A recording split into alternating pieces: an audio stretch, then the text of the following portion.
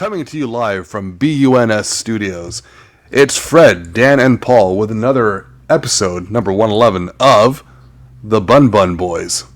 Shit my ass, everybody! That is your name today, apparently. Yeah, and it's quite telling on account of I did have to do just that just before we started recording. Twice. Yes. I mentioned that my bowels, I said, ooh, I feel something in my bowels. Fred says, do you have to poo? I very specifically said poops, plural. You have to poops. I said, I don't know. I just went, and I had just eaten mackerel and a hot dog. Oh, there it is. I had a nice tard dinner. Holy mackerel. You guys ever eat the tard dinner? What is that? It's just like whatever's in the house. It's kind of like put it together, yeah. So every day, put something together. It's like, microwavable pasta or like crackers and like a piece of cheese. I don't know. It's just tard dinner. It's just like a retard dinner. It's like freaking MO, man. Yeah, there's something very cozy about the tard dinner. It reminds me of like I don't even know. Just like the simplest times where you don't have a giant meal. It's just like this. It'll fill you up. Yeah. You don't even have to think about it. Nothing complements each other. Nothing is made to to pair anything. It's just food. Yeah, it's just. When I'm cooking dinner at night when my family's home, then yeah, I make an effort. Lunch when I'm working from home alone, yeah, that's like a can of tuna, some baby carrots, and like that's like total tard time. Baby carrots. I might have to go through my old Instagram stories. Oh, I thought you were gonna say I have to go shit again. No, I have to go shit again. Oh no, I have to shit. That escalated on Paul's part really quickly. Oh no, I'm gonna have to shit again. Dan's like, I'm gonna have to, and Paul just immediately jumps to shit again. You have to shit. Yeah, all this tard dinner made me have to do a tard shit. A tard shit. Tard shit. Shitting like a tard over here. No, I'll have to go back through my old Instagram stories. I have a beautiful collection of my tard dinners. I'll have to show them to you, Fred. It's pretty incredible. Yeah, I wish you can eat. You documented it well. Yeah, I would say like what the hell? What did I used to say? So you wish you'd be eating this good or something like that? It was something like that, right? No, it was imagine eating this good. That's what it was. Imagine eating this good. And it was like a bunch of tard dinners. Josh the plumber used to say, he goes, "Oh, dude, when you post stuff like that, it makes me fucking sick." Wow, that seems harsh. Well, I mean, that's kind of the point. It's supposed to evoke visceral, disgust kind of emotions, I think. I mean, like, the thing is, the combination isn't the most, like, it's not going to land you in any, like, cooking journals or anything, but the individual items you're eating are fine. Like, calm down. Well, I had, it was a little bit retarded, the first part of it. The hot dog was just a hot dog. The hot dog was fine. That was like, dinner number 2. I'm like, the things you're eating individually are fine, and Dan's like, well... The initial one was a piece of sourdough bread with, like, sweet butter. I don't even know, like, the kind of butter you would use for, like, cornbread. So I put that on a piece of sourdough, and then I had, like, 2 pieces of mackerel from a can, and I ate it on that. It's pretty retarded. I mean, I guess. It tasted fine. Well, that's the thing, right? My Dean came running. He wanted some mackerel. How'd it come out? Fine. It was good. Oh, how'd it come out of my ass? It was fine. Fine. It's fine. All right. Moving on from tards and shitting and all that stuff. How was your guy? Moving on. Fred, you don't have I was Canadian. Don't have 4th of July. You're Canada Day, right? Yeah, that's July 1st though. So we had to. July. Okay. Yeah, no, we just had to preempt. Fireworks, or are there too many trees over there? You just shoot geese. Maple trees. We shoot fireworks. We shoot fireworks. Okay. It's very similar to American 4th of July, just less pickup trucks. In the I hate pickup trucks. They're so pointless. Just get a van. You know what? I'm fine with pickup trucks if your job is something you need a pickup truck for. If you have a pickup truck just because you are the kind of person that needs to dangle balls off the back, well, you should be looking at your life choices. If you have a pickup truck, then you have to tie your stuff down so it doesn't fly out. And then you also have to, like, get a cover or something so people don't steal it. It's kind of like a pointless thing. If you have a van, you can just put everything and it's inside, nobody can see it. Get a pickup truck, I don't know. There's just kind of, it's like, why? Yeah, but like, I mean, Or I had a friend. an enclosed truck. Yeah, but like I had a friend who worked in pool construction, so he would like have all his pool building shit in the back of it, in his back of his pickup truck, and when he was working, he'd literally throw it into the back and just drive off when he's done, and that made sense. But then you have people who just wear tap-out shirts and wear a backwards baseball cap and have a pickup truck, and you're like, why do you have this? And it's just because they, well, you know, They like the look. there's micro appendages they have to make up for. Fred, how many pickup trucks will it take to move your collection? How carefully are they piled? Just They're like compact, as compact as they can be. yeah. Yeah, they're compact discs. That's the entire point. Right. They're stacked. They're stacked just the way they are. Let's just say your shelves. Oh, the How many shelves, pickup they're trucks all would that like, take? Yeah, you just tape them down and then that's it. Well, Yeah, they would the thing probably with the have to- shelves is they like- would have to stand vertically, I think, right? For a more optimal. I imagine they well, wouldn't the even shelves. fit. The shelves are all one piece. That's the thing, right? Like Oh, those damn. those are homemade, so they're all like connected together. Damn. Yeah. How much wood could a woodchuck chuck? Oh, I think we all know the answer to that. That's right. Shut up. I heard Oh, I was gonna say. Go ahead, Paul. You were gonna say something. Oh, I heard the hangout was uneventful on Friday. Who told you that, Julian? Yeah. Yeah, it was uneventful. Well- Nothing happened. And he said the most eventful thing was that Drew like fell in love with Flesh Mangled. Yeah, that's exactly what that was the only thing that happened. Drew was like in love with Julian. That was really it. Oh, I well. think this is pretty good. Yeah, pretty. I mean, I was with Julian for like a minute at Miguel's place, but they were just kind of like standing around doing nothing. They like lit off 2 fireworks. Awesome. Then I went to Drew's and they were done, and that was it. And we weren't even there until like 12. I picked up Robert, and then we were at Anthony's till like 3. But Robert was already falling asleep, and it was just a very uneventful night. But I feel like that's okay. What, every night has to be a freaking boogaloo?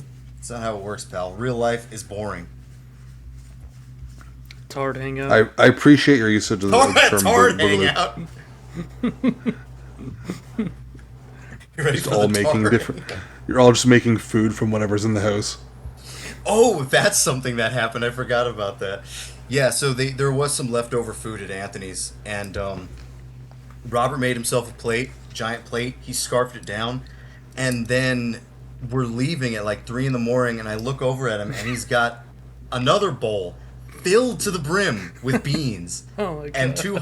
two weenies, and he's walking. One of the weenies falls on the floor. He just lets it go, and I'm like, "Did you just get a bowl full of beans?" He's like, "There's chips underneath." I'm like, "What the fuck?"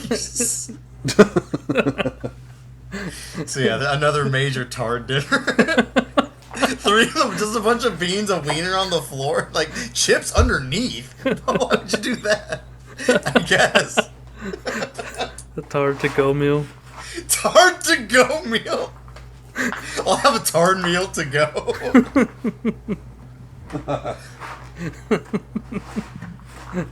He's always doing that. Taking as much food as he can. Yeah. He takes advantage when there's like a barbecue with open containers of food. He's gonna go and start fixing himself a to-go plate. Yeah. Yeah, but I didn't go because I was gonna golf with Josh again at like 5:30 in the morning. But I show up to his house at 5. I'm like calling him, and then he wakes up like at 6. Our tea time's at 5:30, and by that time I'm already back home. And he calls me. He's like, "Yo, I had my phone on silent," and I'm like, "Fuck." And then we ended up going and playing with some like Korean dude that was like 75 years old with like the biggest calves I've ever seen, because he just like walks, he like walks the course every week and shit. Tard calves. Yeah. Yeah, they didn't know its own strength. I can't do golf, man. It just doesn't. I can't do it. Oh, you haven't hit the age yet. I mean, what? It's coming, Fred. Oh yeah. No, man. Wait. Like playing it is better, but my God, watching it, ugh.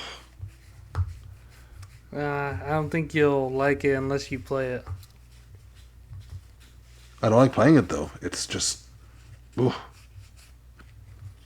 It's fun. so boring. No. It's all about the journey, bro. Like walking from hole to hole, that journey. Hell no. Take the cart. Bumping Limp Biscuit, rolling. drinking beers. Watching rolling, your homies fuck up. What? And rolling. Watching your homies fuck up is kind of awesome. yeah, they're just like fucking up. I can do that without playing golf. And then they like Josh almost got hit by 2 balls. Whoa! like he hit one and it like went 10 feet into this like metal pole and it came right back at his face, and he said that he saw this shit like like he froze and it just like went right by his eyes, so he almost got hit in his face like that. And then we're in a fairway and like the later on, and then there's just like 2 other balls that start coming from like this other tee box, so they're just like almost landing and hitting him, and you know they're not supposed to be over there, so that was funny. Oh, so I guess you answered that. Yeah, I didn't realize you still did go with Josh. Yeah, we ended up going like an hour later. So what'd you do on the 4th? Nothing? No, we just what's it called? Just hung out with my girlfriend. Didn't really do anything. 4th of July where I do nothing. I'm always going over to Anthony's and doing nothing anyways. I'd like a day to do nothing by myself. It'd be awesome. Yeah, it was good. Good 3-day weekend. It actually felt like 3 days off, rather than like the blur of time. Oh, did you have 3 consecutive days? Yeah, Friday, Saturday, Sunday. Oh, that's nice. Cause see, our Canada Day was on Tuesday, so we fucking had the Tuesday off, and it's like, what the hell? What the hell is this? They might as well just move that shit to like Monday. Right? I'm like, guys, just like shove it over a little bit. Like, what are we doing here? It's on Tuesday. Yeah, it was. I mean, the plus side is the Monday. I worked on that Monday. Let me tell you, no one else was working, so it was pretty. It was pretty chill Monday. Fred was just polishing the CDs. Slow day. I was napping. Yeah. No, but that was the only saving grace. Like everyone else is not there, so like my boss wasn't there. One of my 2 team members wasn't there. I was just okay. Damn, Freddie just getting paid. Yeah, just raking in the cash. Paul said polishing the CDs. I was going to say polishing the weasel, but I didn't. Wow. No. That it was either a missed opportunity or it was an opportunity for me to say it way fucking late. You were doing so well. That was a tard moment. Polishing the weasel. The late too. They put in the slow and slow. Yeah, slow. Slow, stupid thing to say. That's even better. But yeah, that Shouldn't. was my weekend. What else? I got a pickup or a mail delivery of the what's it called, Neuraxis compilation of the 3 first albums from Willowtip. Why the hell did they do that? I don't know, but I'm glad they did because all of them individually are expensive, but this one was like $12. Is that the? Nice. Oh wait, that's on Galley Records. Which is the one? Which is the other comp? Truth, Imagery, and Passage. Oh, here it Yeah, is. Okay. that has all 3 albums. It looks cool. The album art looks cool. It's doing that thing I like. Yeah, with like the That kind of futuristic thing. screensaver. Yeah. Yeah, it's a dude. That shit's so good. The Is other it a albums flash too. vortex? No, not a flash vortex. More just like Oh. color vortex. I remember the second album being pretty great. The second album is really good, actually. Yeah. The third one, That it's like okay. I think they ended up coming with this compilation around the time that the third album came out, because that's just the first CD, and then the second CD is the first 2 albums. Yeah, I originally listened to the second album because I remember the first one.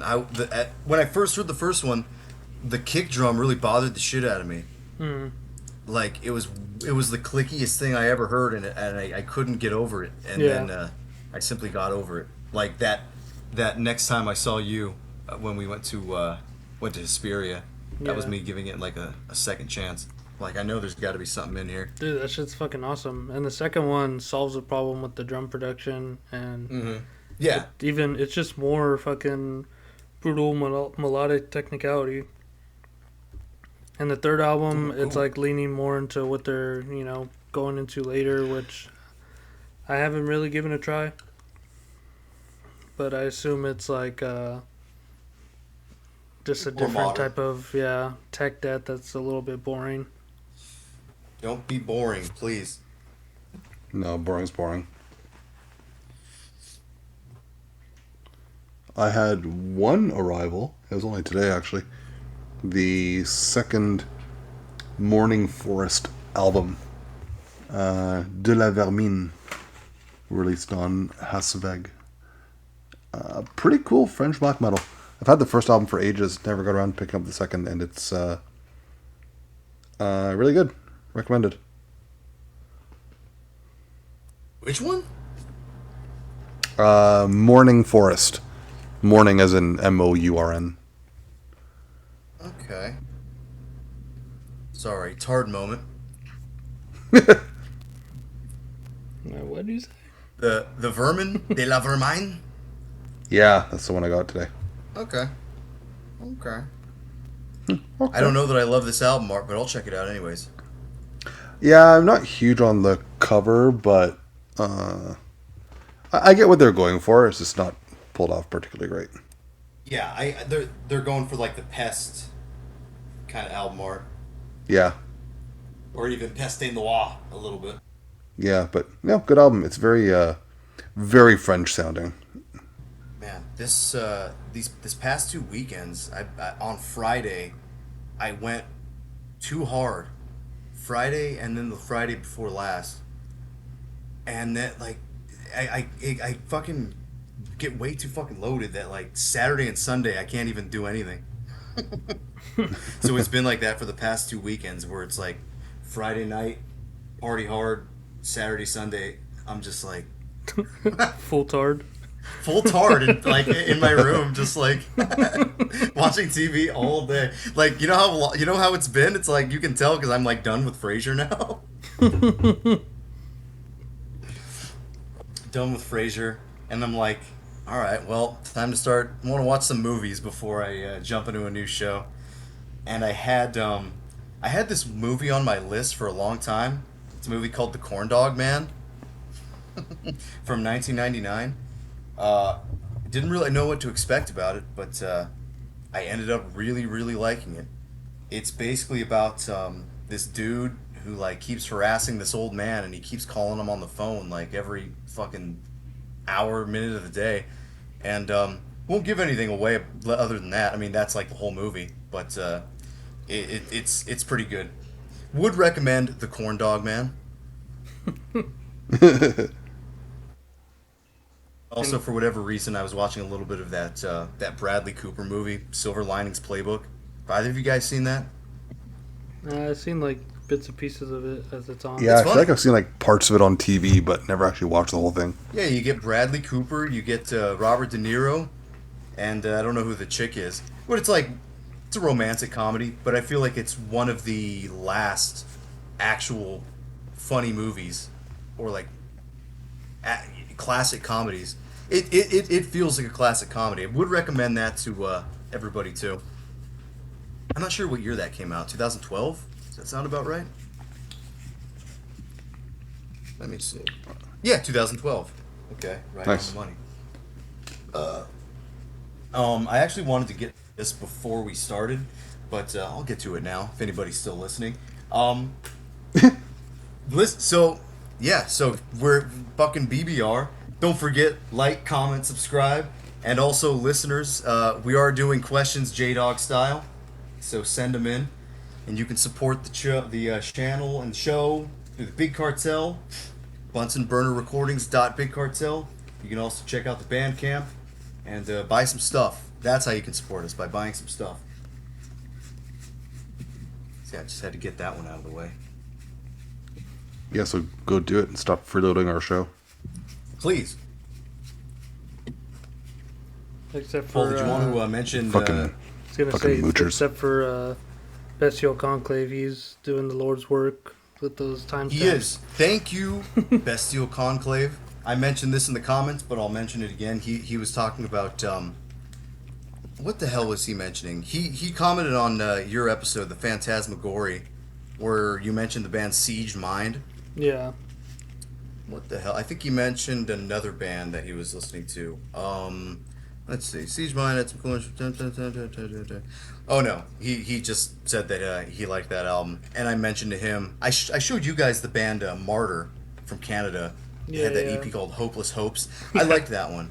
I don't know. I couldn't get into the vocals. Even that Green album, I think it's like War Zone or Time War or something like that. Vocals are a little bit hardcore-y, Yeah. shouty kind of. I like it. I like it though. It's 97. go back and it give still another- sounds like death metal. Yeah, I should give it another spin. It's been a long ass time since I've listened to Martyr. Yeah, and also Paul, I may have brought this band up to you before. I think they're from Czech. They're called Pragwald. Does that sound familiar? With the eyeball on the How do cover. you spell that? It's Pragwald. Pragwald. No. Let's see. The EP 91. No. Check it out. I remember it being quite good. Just a question. Why? Yeah, but just a question. Why? I like that. Excuse me. Technical death thrash. It's all thrash, Paul. Don't you get it? It's always been thrash, all the time. All this stuff we've been listening to is basically, it's all thrash. Say thrash podcast. The thrash boys. What was that band you were showing us earlier? That black metal band? I don't know how to pronounce their name. Merkvid? Yeah, Merkvid. Mm-hmm. Yeah. Yeah, that's right. I want to Better than look it Total up because I know the name, but I don't remember much about it. From Alaska. That can't be right. Oh, There's nothing up Tongue? I would disagree, but I think that band is doing something much different than Total Verdict Tongue is. Yeah. I don't really think they're trying to do the same thing at all. Like, what's his name? Anti-Messiah kind of has his own style that really no one else has been able to replicate. Yeah, I think Merkvind, I feel like that has roots in a lot of other things you can hear, but he's done it in a really like kind of experimental way. Yeah, I think the whole like industrial edge of this is what reminds me of Total Vernington with like drum Yeah. machine programming, and I don't know. I feel like as a whole, this is a lot more of like a band versus like Total Vernington, where it's like what everyone loves about that is the riffs, and it's like everything else is kind of just showcasing the riffs.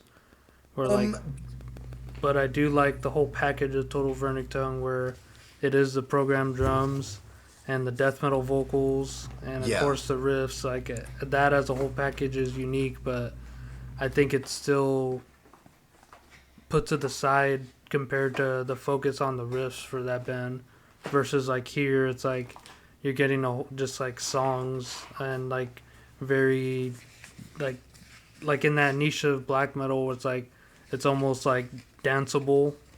Like this is like the peak of that. Like especially with all the different types of drum beats that are way more intricate than like the 1-2 beats even real drummers in that style do. I was reading some comments. Somebody said that guy was influenced, like one of his influences was The Cure. Yeah. Maybe that makes sense. Well, because like I heard that, and I is as much as it has similarities to like Finnish, like Horna or Hammer or Sargeist or Satanic. Honestly, it doesn't. It doesn't feel like it. It doesn't feel like those. It doesn't. But I feel like it doesn't have Finnish influence in it. Yeah. Because that stuff kind of didn't exist in 2002. No, it was like all the French shit at the time. There was like a few bands that did things Crystal that were. Knock and Yeah, and like Senior what's Volan. that other Finnish band? Vornat. Into the Nightly Vornat, yeah, stuff like that. It's Yeah. like they don't. That's not like their main thing, but they do have those epic moments. Yeah, even Mutilation too. But I think let's see, because I was able to talk to the drummer that played on only the '97 demo, and he was just saying that yeah, they just wanted to go for like a dark wave industrial sound, because that's sort of like what the first 3 releases sounded like. Yeah. But those aren't released anywhere. Like you can't find them anywhere. So I was asking this drummer that only played on the demo, like if he knew the 2 guys in the band that were, still going on with it at the time, and just seeing if he had any copies of it, because I just want to hear more of the shit. Because the 2 albums, The Burning Eye and an Unserreich, are just like, I don't know. It's like doing everything for me in that style. There was a band from Switzerland that did something similar a little bit later. I don't remember if you've ever heard me talk about the band Ghost Commando. Does that sound familiar? Oh, I remember them. Yeah, I feel like, Paul, if you like this band and kind of its like Commando industrial with a K? gothic tendencies, yeah, Ghost Commando with a K. Check that out. You'll get some more of that kind of stuff. I think I have one of their tapes. I might rip it and put it on the channel. I have Paramount, I think. Yeah, I got Paramount. Looks cool. Yeah, this is, if you like that, I think you'd like this. And there was another band that was kind of similar to this. More or less, they were called Toad Zone. Tode. Toad Zone. Are they not on Metal Archives? That's weird. Let me see. That is weird. Not metal enough or what? Let's see if they're on YouTube. Toad Zone. Are you maybe spelling it wrong? I don't. Sounds No, I don't think so. sounds familiar. Yeah, I'm not seeing it here on YouTube. Weird. That is weird. Either way, I'll have to find Toad Zone later. Yeah, but I recommend anyone listen to what is available of Merkvid. Really great shit, especially if you like the Roster Chester, Total Vernington, Eisenwinter. How do you spell that for the listeners? Mirkvid. And you can... Merkvid. Yeah, Merkvid. I think The Rites of Pestilence has both of the streams on his channel for the 2 albums. And yeah, hopefully I'll be able to get some rips of that of the other 3 CDs, because the first one's from '99, Lupin Eve, and then 2000 is Transylvanian Backbeat, and then 2001 is Summerland. So I just want to hear what the fuck those sound like. Sounds interesting. Yeah.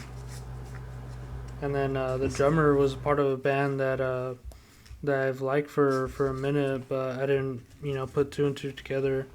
It was until today that I was like listening to them again, and I was able to just look more into what they played in, and that's how I found this band. But the band Rubizol from the album Remnants of Grief and Glory. It's just like pagan black metal, but it has really sick death metal vocals over it, and it's just kind of playing like it's like what I imagine North would sound like in their like next album or something. What do you like from Rubizol, the first album? Yeah, because I think I've heard some of this before, because I know their other band, Brazen Horde. I like that. yeah, I was gonna mention he's in Brazen Horde, and then Yeah. bass players in Dusk, and then Dusk. yeah, and then the old drummer of Merkvid was played up until now on this, so that's how I was able to find it. I want a Brazen Horde t-shirt. Oh, this guy was in Ezurate? That is right. That is right. Yeah, their album was, well, their first album was really good. Don't know the rest of the stuff too well, but Infernal Dominatio. That is USBM you would really like if you haven't listened to it. Let me see. Which one is that here? I'm missing something. Azurite? Yep. Where is that? Is that the bass player from Rubizol? Geist Wolf, the guy from Brazen Horde, yeah. Oh, okay. Oh, he was in. Okay, another band whose album I have that I quite like, Havel Vengel av Helvit. That was a cool album. Also in We're going too fast. What was the Azurite album that you liked? Infernal Dominatio. Infernal Dominatio. Okay. From 2000. Interesting. I'm learning here. But yeah, that guy was also. This is a in- notes kind of show. This is the note section of the show. Yeah, I get have the my notepad notebook out. Get the notepad. Get your notes out, Tards. Dude, cards take notes? That's an interesting question. Now it's all in their head. I think that is an interesting guy. Because do you guys remember in high school? I don't know if you were like this, Fred, but I do remember in high school, most of what class was just writing down notes really fast. That's all I remember doing. University. How stupid! How do you learn like that? Just write this down. That's not learning, is it? Mm-mm. Let's see. What was that other band you said, Fred, that you liked here? We were looking at Geist Wolf. Okay. Okay, so look at the band members from Ezurate. One. Are you still on Ezurate? I'm not now. I went back to Brazen Horde. Evelinda? Okay, no, that's fine. If you're on Brazen Horde, the first member listed Geist Wolf. Uh-huh. The 1, 2, 3, 4, fifth band listed Havel Vengel av Helvit. That's a cool name. I like the band picture. That looks cool. Yeah, I didn't expect I like these to their be logo. from the It's like 2000s. the logo looks like a disaster of Microsoft Paint that I love. So that's why Brazen Horde is so good, is because these guys are this guy's like been around the block, the black Seasoned. metal block. Yeah, they've got He's history. been around the black metal block. I'm making myself giggle over here. Into the Blasphemy Full Moon. Yeah, I'm interested. Black metal. Yeah, I'm interested. You don't want to know why? Because I haven't actually heard all the black metal albums. I won't rest until I've heard all black metal albums. Everything. Every single one. All of them. Yeah. I did. I have some. I did that before I was out of high school. You idiot. You idiot. I heard them. You all haven't done that yet, you idiot. I'm on my second round. I heard them all on TikTok. You idiot. I heard them on TikTok, you idiot. You Not bad. Pretty good. idiot. Okay, yeah. As long as we can learn here. Oh, as long as we're learning. We were talking about Martyr 1 second ago. Paul, do you think Protected Illusion counts as that kind of style? I think so. They're pretty techy. I haven't listened to that in so long. Really? I haven't even gone back to it since high school. Really? The Yeah. Fairy Tales. I remember the one in particular. That one's good, but the one we liked in particular was a demo. I think it had a song called Clockwork Toy on it. Yeah, that was the Festering Fairy Tales. Is it? Yeah. Yeah, I guess it is. I like their EP from '89 title too, "Swimming in the Moonlight." That's badass. I like that album art. Fred, you familiar with these fellows? Protect Illusion. Not recently, in any case. I just remember Sandman them Storm. having a strong bass presence.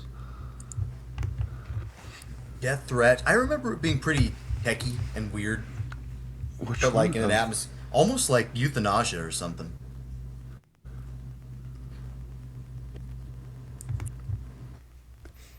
Yeah, I Since got we're it. talking Sandman about, Store. I've heard Sandman See, Store. you know- That's one that looks familiar. Since Paul put me on the spot last week and he's like, "What's better than Phantasmagoria?" and I couldn't think of anything. I was like, "Fucking Foreign Objects." I feel like there is. Oh, you know what I found? No, we talked about Agony last week. But yeah, Agony was a good one up there. I kind of want to explore this. Yeah, but we'll come back to that. Anyway. Agony from Canada? Agony from Canada. That's right. Yeah. Sometimes it is good to just go through a musician's discography here, like this Geistwolf fella. Mm-hmm. That's how I found the I wonder, Berkfit. he was in fucking Knockmistium. That's kind of cool. Depends that what era. Blake Judd- Hey-oh. I don't. Why? Is there good and bad Knockmistium? Honestly, I'm really not even that familiar with what they played. I think a lot of people like the direction they took, but it's a bit more psychedelic than I tend to enjoy my black metal, so it's not. Yeah, really psychedelic. for me. I think kind of gets old for me quickly. So that's not for me, but Maybe people seem to like it. So Reign of what the do I know? Malicious. Reign of the Malicious is cool. My favorites from them, the Eulogy 4 EP, and what's this album called? Demise. Demise is good. Demise. Demise looks okay. The album art reminds me of the year it was released. Go to the pressing on Battle Command Records. That artwork, I like it a lot more. Is that the one with the big tree? Yeah. I don't know which one I like more. I could take either of them or leave either of them. I think, you know what, this is the one I had, so it's probably why I like this one better. Yeah. But Eulogy Looks- 4 had looks some really good stuff in there. The some of the solos are just fucking great. Cool. I'll But, check. I'll put it on a playlist. Instinct Decay is where they started going a bit more psychedelic, and it's okay, but it's not something I go back to. What about Tetragrammicide? You hear the new Tetragrammicide song? Dude, that shit was I have great. not. It's pretty cool. Yeah, You should check it out, Fred. want to hear this album already. I think it comes out in August. I found that what I've heard of Tetragrammaton kind of went into the noise side of things a bit too much. Bro, That's the early stuff. Yeah, completely out They've of that. changed a lot. Oh, have they? All right. Yeah, totally. Like their last album sounded like their last album was almost like a tech death album, and the one Yeah. before that was like kind of like a demoncy-ish thing, and it seems like now they're almost approaching like a sped up Argus Land or like Axis of Advanced territory. It's seeming like they're reaching towards something more riffy. Yeah, it's really good. From what I heard. I'm interested. Yeah, you should I'm check interested. it out. I mean, all their stuff has been different and been interesting on its own. I think, which is cool for a band to do to keep things fresh. Yeah, no kidding. I kind of, well, not wrote them off. Like, I liked them, but with that more noise approach, it wasn't something I really kept tabs on very much because I enjoy it, but I don't tend to go back to that sort of thing very often. Yeah, I mean, I liked it when they were a noise band. I think I just liked how I back then. I think I liked how I liked them kind of aesthetically and like texturally more than because they really didn't have riffs. They were just noise. Yeah, I really But like the Typhonium Wormholes. That was a really good. EP. Typhonium Wormholes was cool, and then they did a split with Lord of Depression at one point. We were liking that too. Lord of Depression, like the American band? Yeah. Are they still around? Not that I know of. I think honestly that might have been the last thing that they did was the split with Tetragrammaton. Because I think cool. that may be the first time I have heard of that I heard of those guys. I never realized this came out. That's kind of cool. I have the 2015. I have the and demo Infernal compilation. Sacrament. I have the demo compilation for Lord of Depression. It's actually really good. This band doesn't get much love. Yeah, I remember them being pretty cool. I forget exactly. It might not have been that split that I heard them from. Because I think the guy from God, what the hell? You know that Reverend, whatever his name is. God, what the hell is his name? Reverend something. Hold on, let me. Reverend Preston, Reverend J.R. Preston. You ever heard of this guy, Fred? I'm not sure, actually. It's a little bit of a rabbit hole to go down. It's I think he's from Texas or something. Oh no, What has he done? He's a Illinois black metal guitar player. He's been in Blood Cult, Angel Lust, that one band, Tijar, Zexus, Oh, okay. All right. Yeah. and that band I remember that Gula guy. Gula Gula Gula Gula. And Bilulu Yeah. Google? Yeah, I don't remember why, but I remember this guy being in Lord of Depression. I think it was like a new thing, like he just joined or something. It was like news. It was news for some reason. Jogulchar, I didn't know much of them, but what I'd heard was interesting. Like it was interesting to listen to. I Yeah. wouldn't go so far to say that I really liked it, but it was. You didn't hear a lot of stuff like that.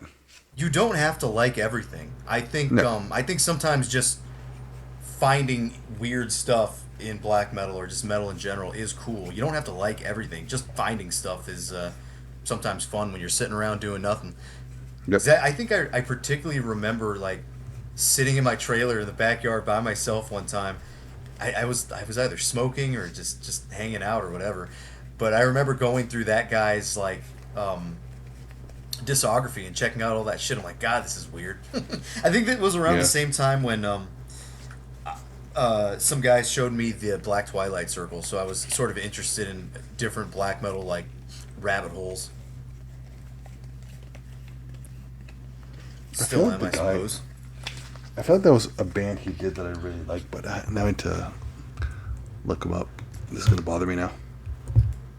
He said he was in Lord of Depression for a while. Yeah. Yeah. Here we go. Yeah, there's like live clips. No, it must be Jogulchar that I'm thinking of. But you mentioned I was gonna say something, but nope. Fuck, it's gone now. Oh well. Yeah, dude. I need to recheck out that Tetragrammaticide song. I'll send it in chat. Oh right, Tetragrammaticide. Yeah, see? The guys in there, or one of the guys in there, was Russian. in. Yeah, but I think one of them was in Niridi with the guy from Nuclear Hammer in Nuclear Canada. Hammer, yeah. Was that good? I remember trying to listen to that. I have to be in the mood for it, but it is cool. I like it. Also, in that band picture of Tetragrammaticide, there's a band that I've come across before. I think we might have talked about them. A band called SS18. Does that sound familiar? Oh yeah. Don't think so. No SS18? It's kind of like that nuclear metal that we've talked about before. Yeah, they have like that red album cover with like a bird on it. Yeah. That shit's really good. I heard a little bit of the newest album where it's like snowy. It's kind of a dumb album cover, but what I heard sounded pretty cool. I only checked out that first one or the second one, Nuclear something. Yeah, well, this one came out pretty recently. Well, 2022. Lost Warheads. What was I want to find Fred. What were you saying about Nariti? Was it good? They're You cool. said you They're had to cool. be in the right mood for it. I do have to be in the mood for it because it does have some noisy, noise. right?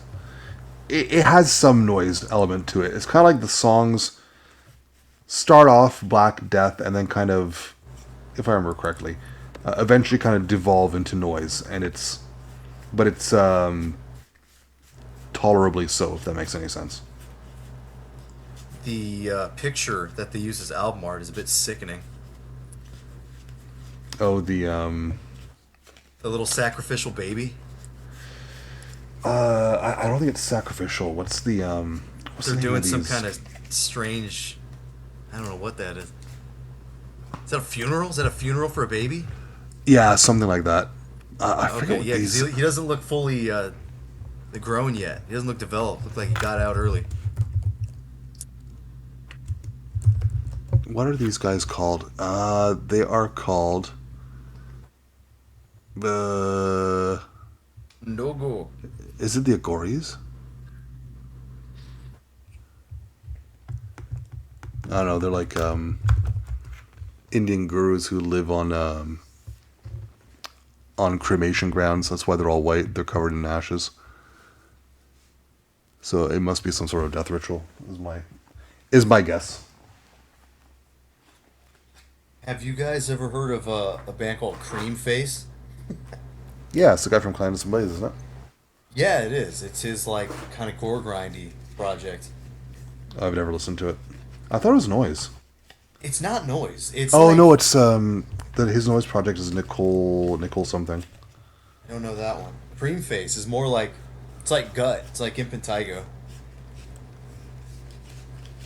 It's like core grind on that side. Oh, But it's what's cool. The I was like falling asleep listening to that shit last night. what's his noise project called now? This is gonna bother me. Is it Nicole 12? Just look up Cream Face. They got nasty album art. Ugh.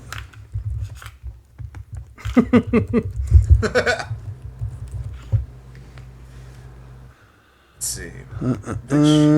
Which is Nicole 12. Yeah, you're right. I thought you were saying Nickel 12. Nickel 12. What the Hey, hell the is last, Nicole 12? The last Clandestine Blaze album came out in 2023. We're about due for a new one. Okay.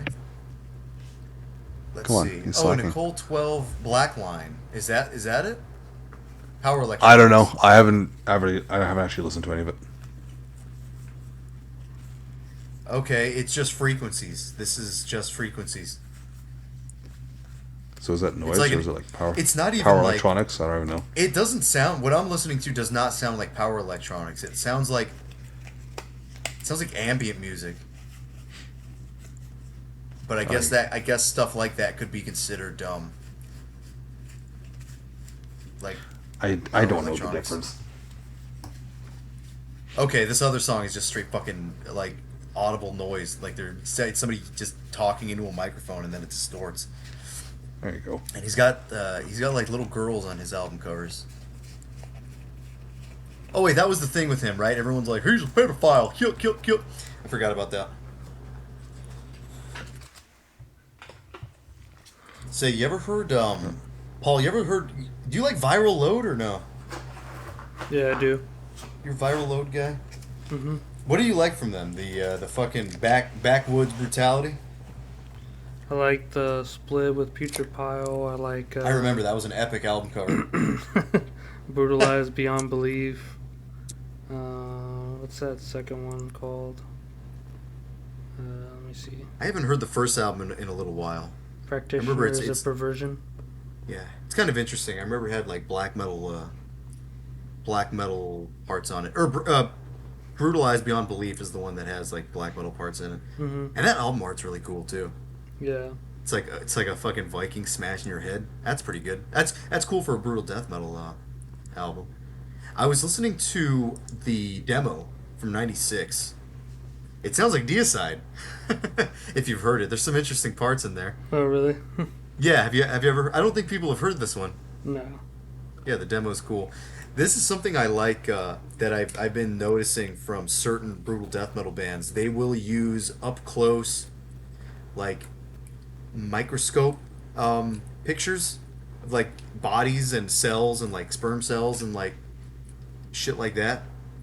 They always come out looking really cool. Yeah.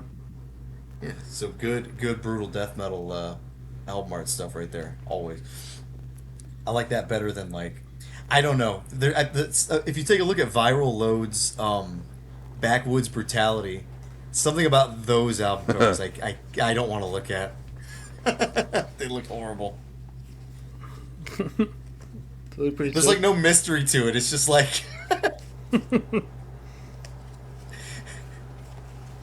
I don't even know. Which I know nothing about Viral Load. Which album cover am I looking at? Backwoods Brutality or Backwoods Bludgeoning from 2006.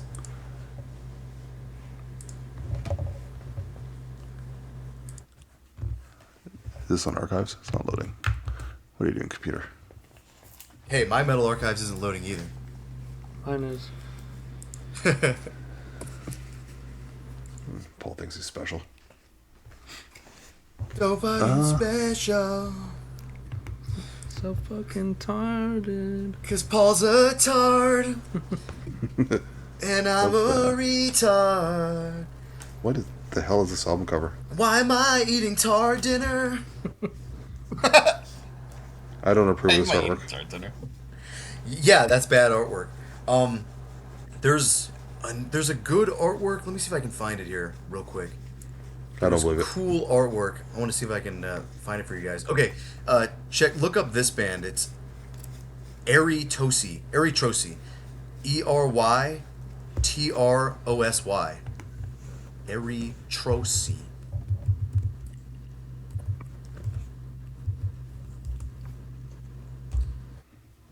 All right. Death metal from Slovakia. Check out. Let me see which one it is. Check out the compilation 2022. Fertility. Yeah. Doesn't that look cool? Is it just me? I think that looks super cool. Yeah, it's not bad actually. Inherit Disease, their demo has like sperm cells too. Oh, I think this band also has take a look at Delight. It's like an up close of like some kind of like mite, like dust mite or something. Kind of cool. I approve of artwork like this. Huh. Yeah, I think I only know the Incomplete Minds album from this band. Ah, okay. Yeah, for whatever reason, I came across Fertility, and I was like, oh, this looks super cool. It is pretty cool. It's like, it's not brutal death metal. It's like it's precursor stuff.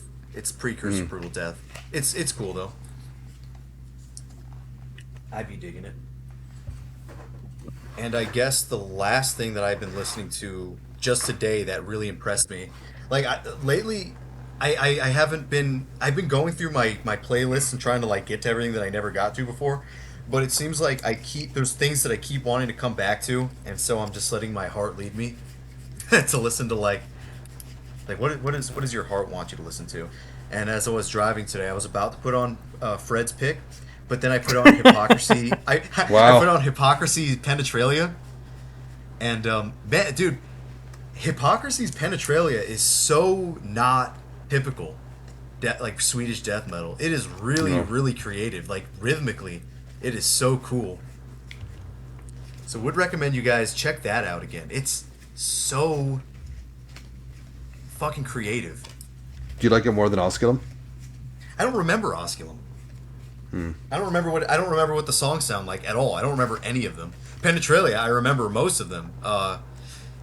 Yeah, that Penetralia was always one of my favorites. Osculum was just something I listened to in passing over the years. I just listened to Crimson Massacre again. That shit's really good. Oh, that's a good band. Yeah. Crimson Massacre is The one I told you to listen to again. No, I listened to a bit of that today too. I listened to maybe half of that one. Yeah, that one I find it really interesting to just kind of to check out how like creative people can be with their guitar playing, and I think that's one of the most extreme, like, because the production is so clear. Yeah. So that's one of the most extreme versions of just really crazy death metal. I don't know that there's any band that kind of tops that as far as changes. The closest to that is Liars in Wait.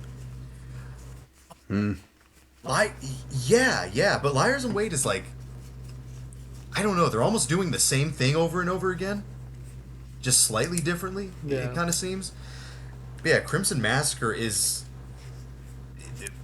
Crimson Massacre just seems way more modern. In certain ways, but at the same time, they're not so modern where like the production is holding it back at all. Yeah, they're like right on like the precipice of like it turning lame.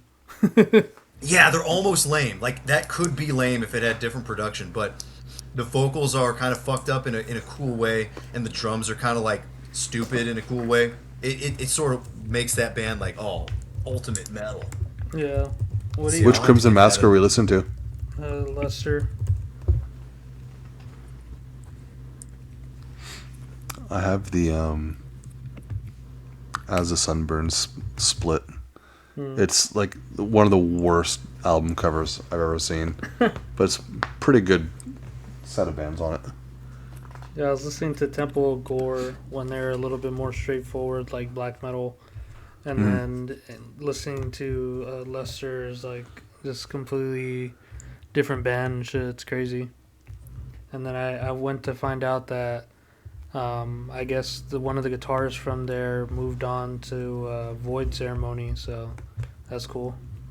Who is Void Ceremony? Why does that name sound familiar? Oh, this is that. This is Nuclear War now, aren't they? Is Phil Tugis in this band? Is he the Wandering Mind? No, that's Garrett. Yeah, Garrett. Garrett likes Likes us. Galicia. Yeah, he likes us. And you just did a tard moment. Why? Why? Is that not there's a guy in here that looks like Phil Tugis. Is that not him? The Great Righteous Destroyer? No, that's Damien. The Great Righteous Destroyer. That's funny. Oh damn, this guy was in fucking Cauldron Black Ram and Martyr Mournful Congregation. Damn. This guy must be older then, right? This Damien Good. So I've never actually listened to Cauldron Black Ram. Are they any good? So fucking good. Oh, they're awesome, Fred. Really? Oh, yeah, they're like Mortician mixed with fucking Graham Belial's Key. It's incredible. Really? All right. Yeah, it's amazing. And it's pirate themed. They have an album called Skullduggery. Yeah, that's kind of what made me hesitate. No, they're awesome. They don't sound like they don't sound like pirates. It sounds like fucking like catchy, brutal ass death metal. But like in a impetigo kind of way. Yeah, it's cool, dude. If anybody would like it, you would like it. I'm surprised you aren't already all up in that band. Well, I will change that. Yeah, look at Cauldron Black Ram's their profile picture on Metal Archives. Fucking metal, dude. It's like semi-fat guys with vests. Awesome. I know what If their I see a album fat, covers look somewhat like. I can fat think guy of it. in a vest, that's just awesome. Yeah, they look like Axel Steel or something. Yeah. The best Guitar Hero character, Gurre.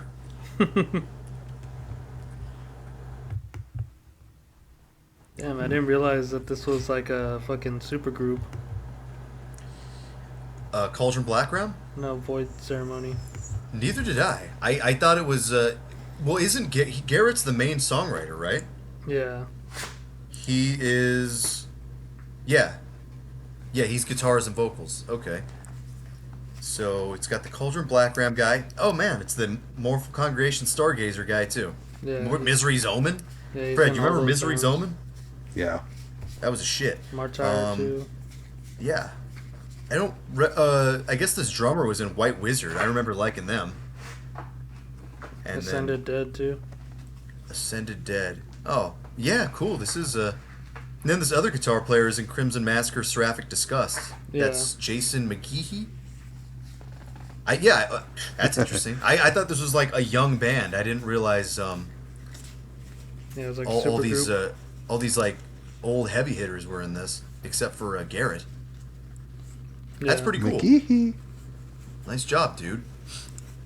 I haven't heard his other band, Archaic Mortuary. Or they only have a split. Seems kind Cool of name, though. interesting. But Yeah, I'm actually interested to check this out. have you given Psychroptic a chance, like their early 2000s albums? Yeah.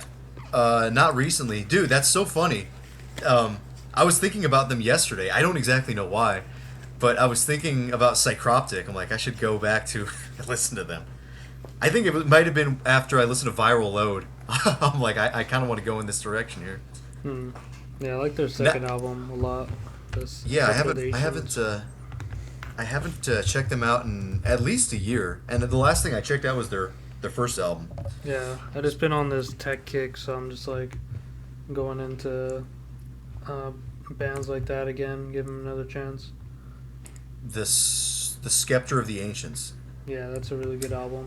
I remember these guys being really popular in like 2006, 2008 Mm. when those two albums came out. And I remember listening to them back then. I think it might have been the Symbols of Failure album that I used to like when I was first getting into metal and stuff. Oh, I didn't I realize think that they were the same dudes in a Bremelin. I didn't know that. You know that album Dead Speak? It's like the ocean. There's like an anglerfish or something. That sounds familiar. I like that album. I have. Bremelin. I only have Isle of Disenchantment. Are the rest worth listening to, or? The second one for sure. Pulse is the second one. Yeah. I haven't listened to them in a long time. Yeah, same. Yeah, that's where I almost got the name Necrotic Mess. I first called it Necroptic Mess after like Psychroptic. And my chemistry teacher walked by me as I was like drawing the logo, and he goes, "You know, necrotic means rotting flesh," and he like raised his eyes, and I was like, "Okay." So then I changed the name. It was gonna be Necroptic Mess, but then it's Necrotic Mess. And have you guys heard the band Kram Kuat? What? Kram Kuat? Cromquat? Yeah. Is it like kumquat? CROMM space CRUAC. Cromquac. UAC. No one's ever heard of this band. What the hell? Yeah, fucking awesome. That looks like Maddie Carkey. What do you listen to? The '98 album? I listened to all 3 demos and the first 2 albums. Oh my Consolation. Those album covers have some of the most serious cases of the 2000s I've ever seen. Yeah, I have to say, like, looking at the band picture, looks great, but this album art not so great. Well, just look at the demo art. No, I know. Even that I'm looking at not so great. No? I don't think so.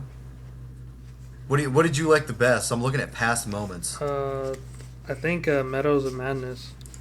Meadows of Madness, eh? Well, that's the album. Yeah. You like that one the best? Yeah, because I Alright, I'll listened. check it I out. listened to the demo from the comp, which Uh-huh. is 92 through 96 comp.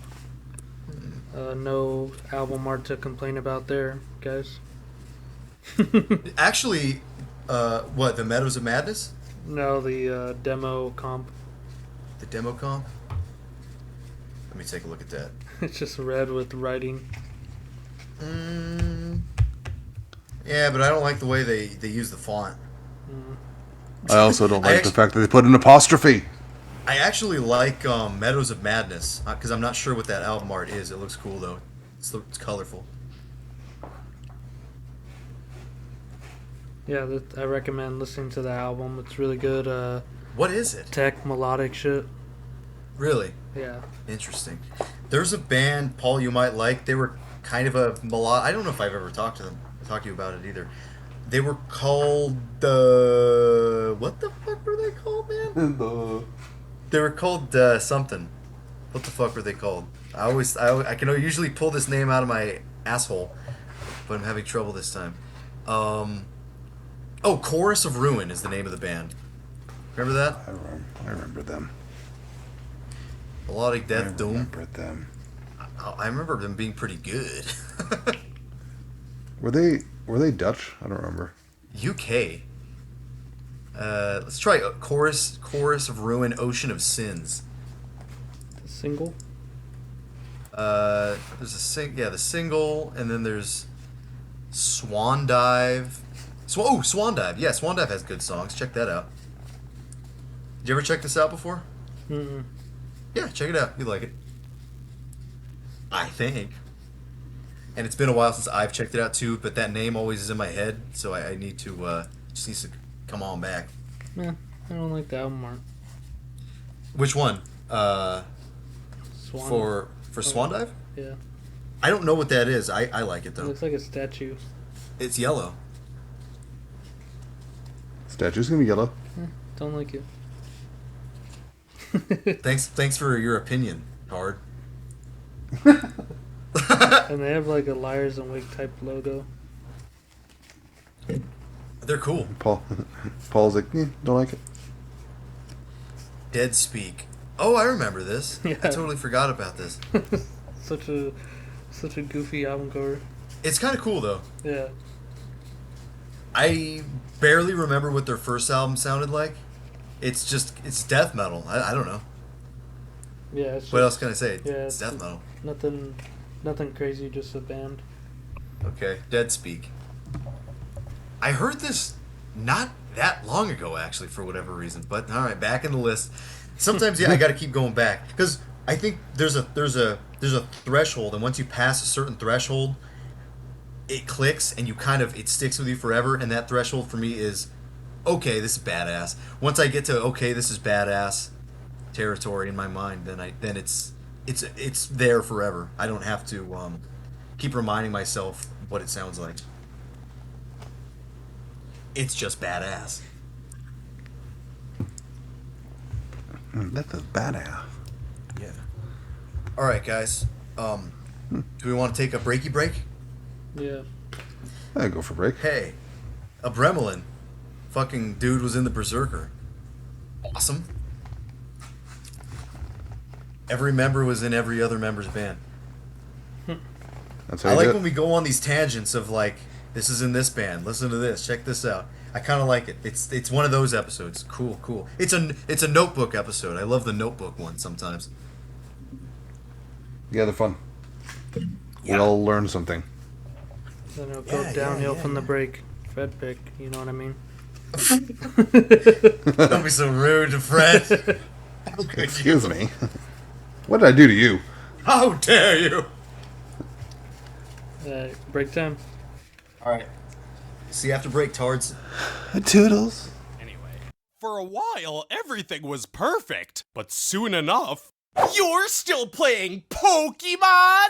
No one wanted to play anymore! Pokemon's for kids! Pokemon's gay! I heard that in Japan, some kids watched Pokemon and they got seizures and died. Their insults were super effective, but one of the older kids approached me and said, "Hey kid, I just wanted to say it was fun playing Pokemon with you. You should play with us again someday." Sure. But I never did! I never took him up on it, and that was 15 years ago! I still think about it, all the time! All the time! I could have played with them again. I would have had friends. We'd still be friends. I could have been somebody. A real Pokemon trainer. The best. The very best. Like no one ever was. Chimp noise initiated.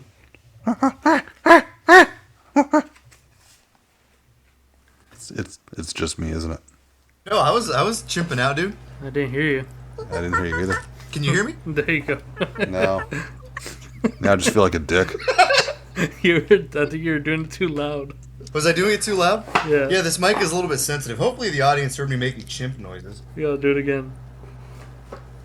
3 times already? You want me to do it again? Yeah. There you go. No, still couldn't hear you. Can you do it again? Do I have to do it again? Yeah, no, I couldn't hear you. Can I just put my finger in my own ass? How about that? As long as it makes chimp noises, sure. Can you hear that? I can never tell what noises are picked up by this thing. And I can't even tell if the Canadian's fucking with me. All you hear is just... Lollipop, lollipop, oh lolly, lolly. Hey, yep. Oh, lordy. Oh, wait, I do a lot of downloading and soul searching right now. I finished most of my snacks. Yeah, that was complicated. It's okay. It's okay. This is a That's what first happens. for the show, I think. That's what happens when it's so underground, man.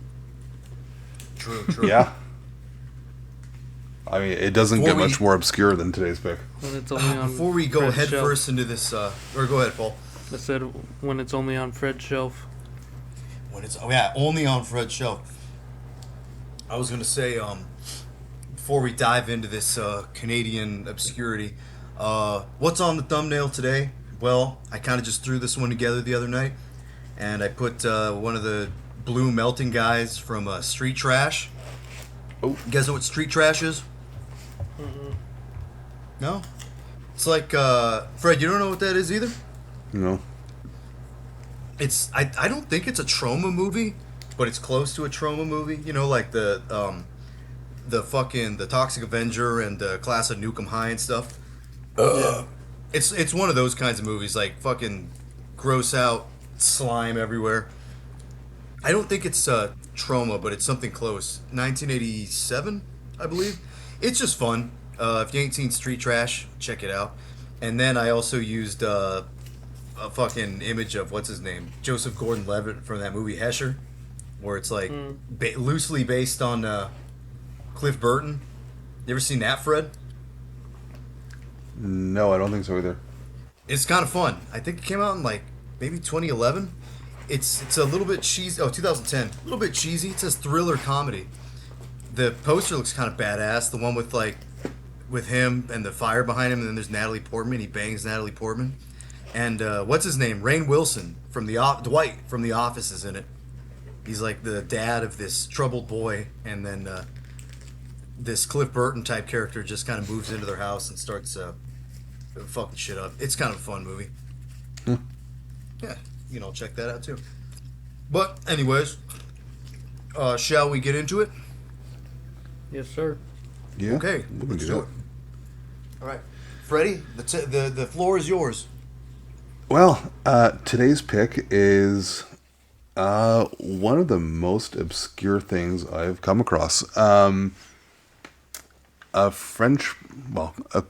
Canadian band from the French part, Quebec, called Hecatombe, but I think for the purposes of today, let's just call it Hecatombe. And the album, Hecatombe. yeah, the album Guerre Nordique, which is Nordic War. Gnarly dick. Yeah. Wait, what? I don't remember how I came across this, but it wasn't very long ago. It was like a month, maybe two, at most. And I found this album cover, and I looked it up and couldn't find anything about it. I checked YouTube, and there was one song posted, which is actually the 39th track on the album, Boes. And that one is not entirely representative of the entire album. It's a bit more like a noisy outro. But hearing that intrigued me enough to want to hear the whole thing, because it was just fucking wild. So I looked around, couldn't find a copy. I actually found one of the members on Facebook, messaged him and asked him, do you happen to have any left? And he said he's only got one, and he's willing to rip it for me so I can at least listen to it, which I thought was pretty cool. In waiting for him to do that, I posted on a death metal or heavy metal CD collector page I'm on Facebook, asking if anyone had a copy. And I thought that'd be a crapshoot. I didn't think anyone would actually have it. But literally an hour later, someone sends me a message, says, yeah, I've got a copy. It's been sitting at the bottom of a drawer for like, I don't know how long. You can have it if you want. And I'm like, okay, how much are you asking for it? He's like, I don't know, $12 shipped. I'm like, done. Like, at that price, I don't even care if it sucks.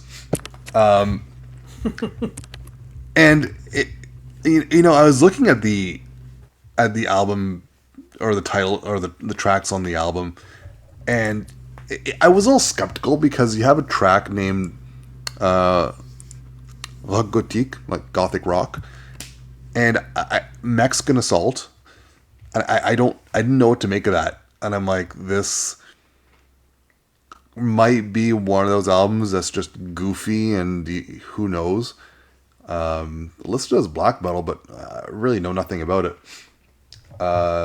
So lo and behold, a week later, I get a copy, pop it in the player. I think it's fucking fantastic. I love this album. It's so schizophrenic. It's all over the fucking map. The vocals are like, they put Danny Filth to shame. Like, he's screeching through the whole thing, and it's not as rhythmic as Danny Filth. It's I don't know, like the guys recorded and released this album themselves when they were still in high school, and so I don't know if the chaos was planned or it just turned out that way. However it came about, it fucking works. I just love it. And that's kind of my spiel on how I came across this album.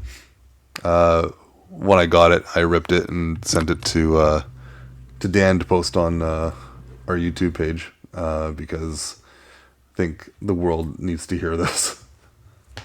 It is interesting that you said it's a high school band, and that it's self-recorded. Honestly, it doesn't sound like a high school band. It sounds like very seasoned. It sounds like something that could come out in like '97 out of Norway from a band that's had like 2 previous albums. It sounds really. It sounds pretty put together. I mean, yeah, it's schizophrenic, but it seems like everything's very calculated here.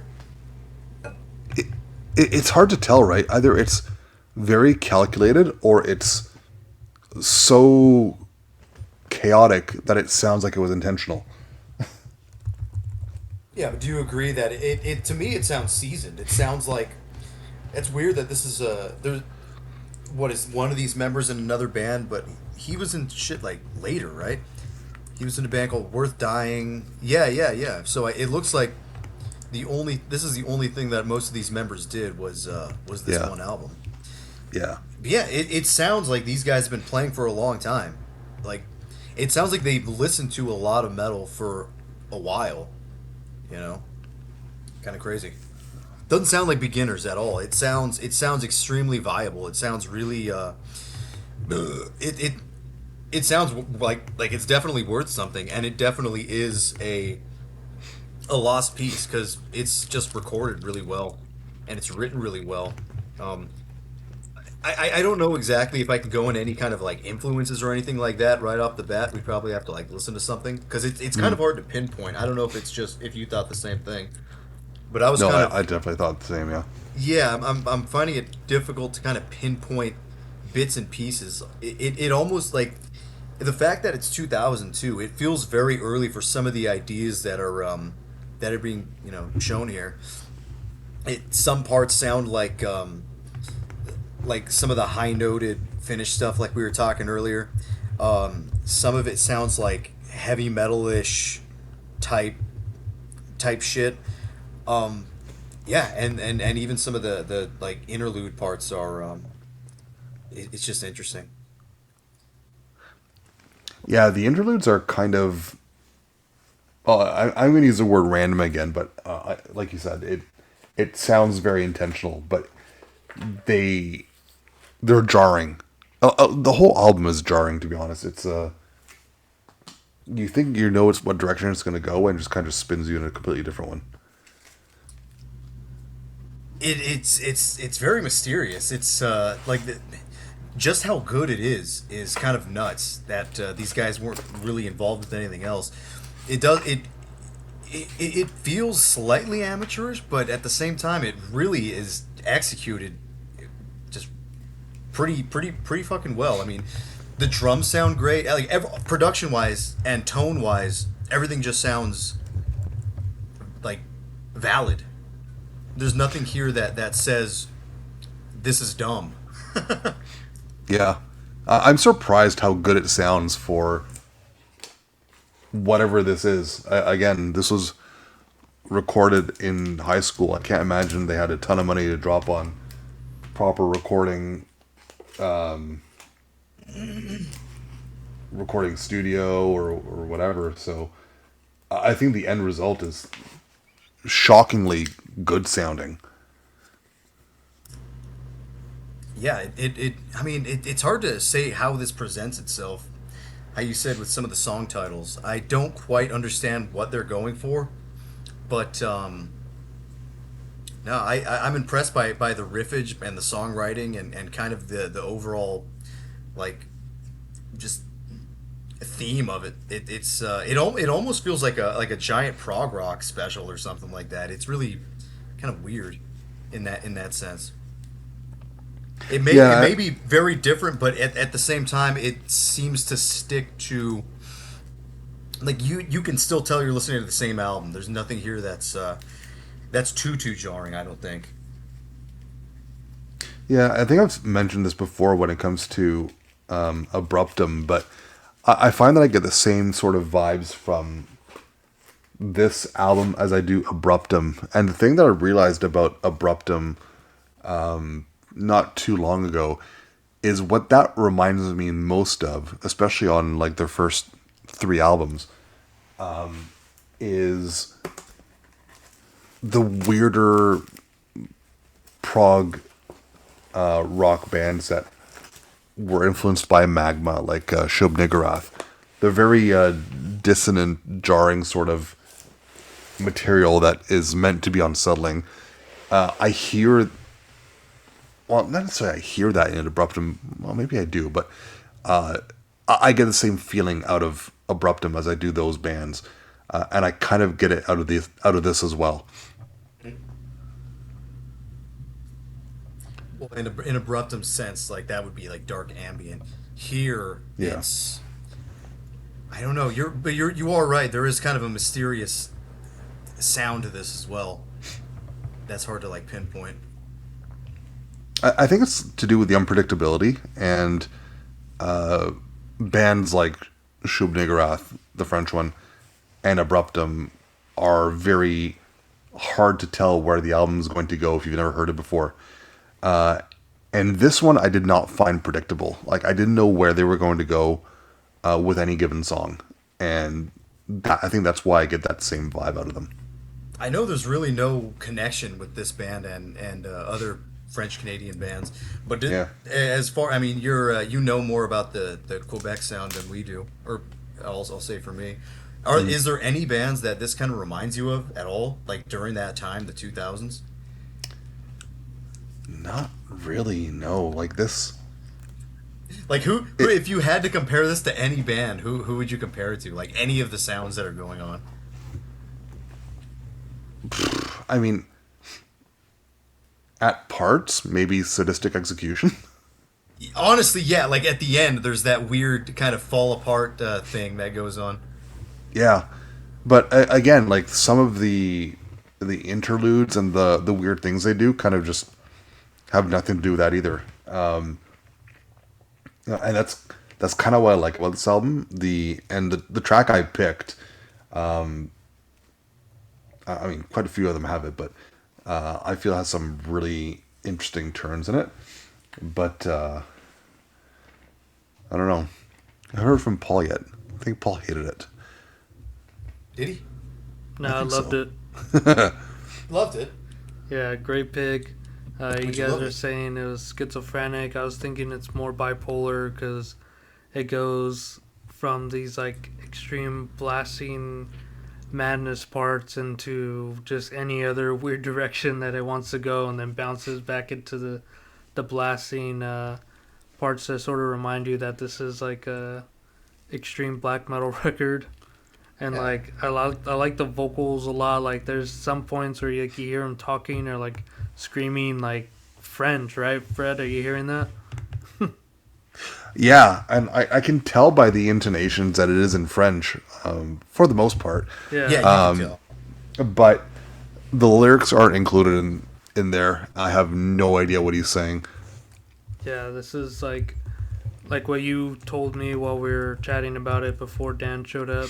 You're saying you like whenever anyone asks you what this sounds like, you're like, yeah, just listen to it, because it's like so hard to put anything like to compare it with, because like even individual sections, they don't really remind me of anything.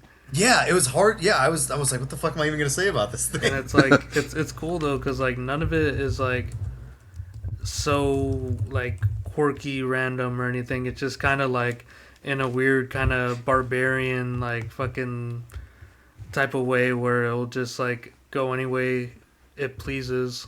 It doesn't feel experimental. It doesn't feel like it's purposely trying to be different. No. It feels like this is just aggressive music. Like that's it. Yeah, this is for sure like band energy where Cool band. there's a bunch of people, you know, being like, oh, let's do this, and it's like, okay, we'll make it work. I don't know why, but this kind of reminds me of like 3 Inches of Blood, songwriting wise. I don't know why. It reminds me of that kind of band, barbarian band. Yeah, it's very like Berserker, but not any of the bands or just that sort of mentality, I think. When I first saw the album cover, I assumed this was gonna sound like Fortress or something like that. Oh yeah. I thought it was gonna be one of those kind of Yeah, I gotta talk about that album cover. It's awesome. Yeah, it's a weird cover. I don't like- really know quite what's going on. Yeah, it's like some vortex that's like shooting out fucking snowballs or something. And I sucking thought it in was these, sucking the snowballs in. sucking these little people. Well, it looks like the trail is like getting thinner from closer you get to the vortex. So it looks like Yeah, it's coming at you. taking the snow in, and it looks like it kind of looks like the Phrygian cap kind of guys are like on the cover. It's hard to tell exactly what those are. Yeah. They're little Look. guys. Looks like some people are impaled on like icicles. Oh, that's what it is. It's like Canadian hunters impaled on icicles. I thought they were like caps. I didn't No. realize Oh my what that God. was. Yeah, I didn't catch that either. But the Interesting. Oh, and I like the tree like getting sucked into the vortex too. Like on the Yeah. right side of it, it's like blowing Yeah. in. Yeah, that's the funny thing, right? Like the vortex is sucking the snow in, but it's shooting snowballs out, Yeah. assuming those are snowballs. Yeah, I have no idea what's going on there. Yeah. I mean, it like half of this is kind of fortress black metal, a little bit like the Quebecois type of black metal. I feel like But if at the it's- same time, it's got that atmospheric feel to it with the snow and with the landscape. But then it's got the barbarity of like, oh, these guys are fucking impaled. Yeah, I feel like if these guys didn't have the logo on the cover, it would look like a really weird like BBH cover or something. Yeah, Yeah. if there weren't people on it, it probably Yeah. would look something like that, or a logo. Yeah, no, it totally, like, what's that one? Blick called. It looks like that. Sorcerer And, de Glace, that band. Oh yeah. Saucy de Glace, yeah. Yeah, reminds me of that kind of like. There are parts that sound like that. I don't think it's totally void of the Quebec kind of bands. Maybe Monarch a little bit. I don't know, man. Maybe, but it predates all of those. It predates Monarch. It predates Fortress. Yeah. Yeah, that's crazy. Well, then where does it come from? Did this band invent that? I don't quite understand. You know what? Honestly, if we're looking specifically at Quebec, the best I can think of are the thrash bands like Voivod, which was basically proto war metal, and then you have shit like Vor, Damnation, Shub-Nigguraths, things like that, which were a bit more chaotic, especially Damnation and Voivod. If we're looking specifically to Quebec for influences, I could see that. Well, there's one SDG album in '98. I'm wondering if they even heard this at the time. That's you know what I mean.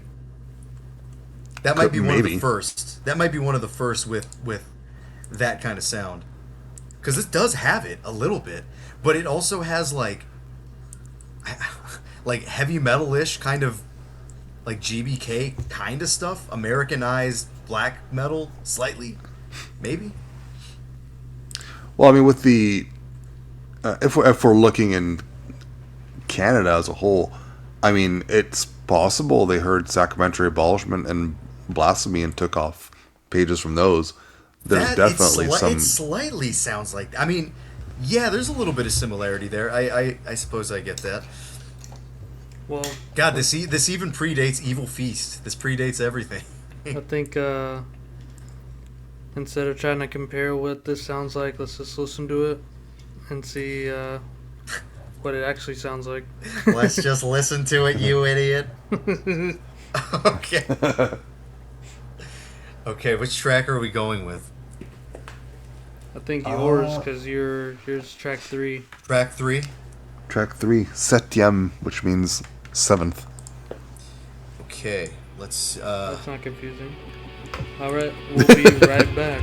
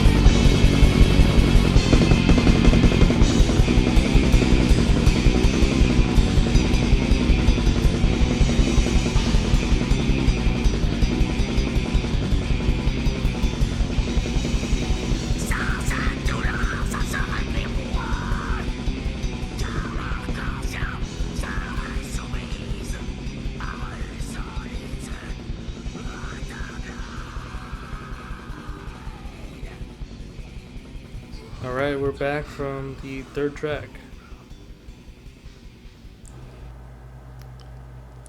I wonder what a vocal coach would think of that performance. One of those YouTube Yeah. React vocal coaches. Yeah. Yeah, we'll submit it. Oh my god, like I can't think of many other bands that are as throat shredding in the Oh, performance. you know what? That's what it reminded me of, Fluarity. With like they have like those eagle streaking fucking vocals.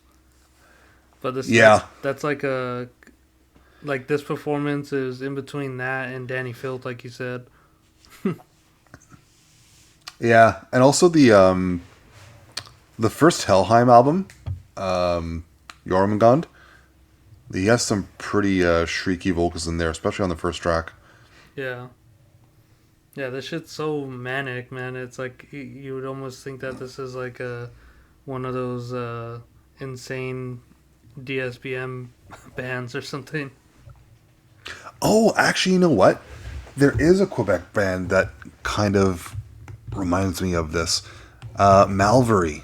There you go. That's what I was They thinking. have the shrieked vocals as well, and the music is kind of weirdly formless. And that came out in, I think, 99. was it 99? Yeah. So a year prior to this. I don't know if they ever heard each other, but this it does make me think of that. You're welcome, Freddie. Yeah, you're welcome. It's good. No, but yeah, just the way it goes from these like almost nuclear black metal sections, which how fast and manic the blast sections are, into like this weird little riff that's like 3 or 4 notes, and then it like climaxes and then goes into a fucking Donkey Kong part. So sick, like Cryptor Saint Narda, and funnily enough, that's like a fucking Viking theme band too. But this is giving more of like a barbarian type of vibe to it.